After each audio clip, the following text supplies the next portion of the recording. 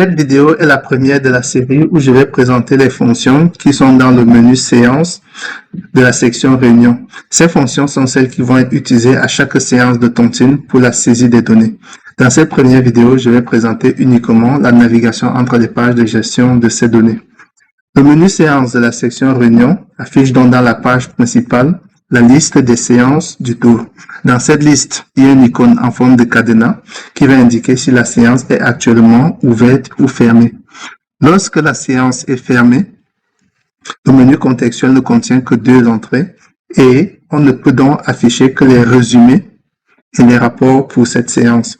Lorsque la séance est ouverte, il y a 6 entrées en plus et on peut directement accéder aux pages correspondantes pour la saisie de données. Avant de pouvoir saisir les données d'une séance, on va donc l'ouvrir et on devra la fermer lorsque la saisie des données de cette séance sera terminée. Je vais maintenant accéder par exemple à la page de gestion de Tontine pour une séance. En haut et à gauche de la page, on a le titre de la séance et le titre de la page. À droite, on a une série de boutons qui vont apparaître de la même façon sur toutes les pages de cette rubrique. Le premier bouton permet de saisir des options de cette séance.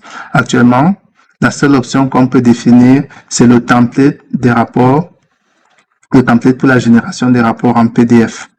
Le bouton suivant permet de générer ces rapports et on peut générer 3 rapports différents.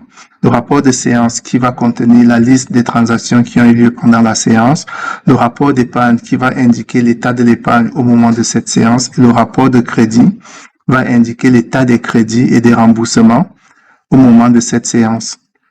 Le bouton suivant va permettre de naviguer entre les différentes pages, mais en restant sur la même séance. Ici, par exemple, je vais passer à la page de saisie des frais et je peux de la même façon passer à la page de saisie des remboursements. Le bouton suivant va permettre de naviguer entre les séances suivantes et précédentes, mais en restant sur la même page. Là, par exemple, je passe à la séance suivante, c'est-à-dire à la séance de février, mais en restant sur la page des remboursements.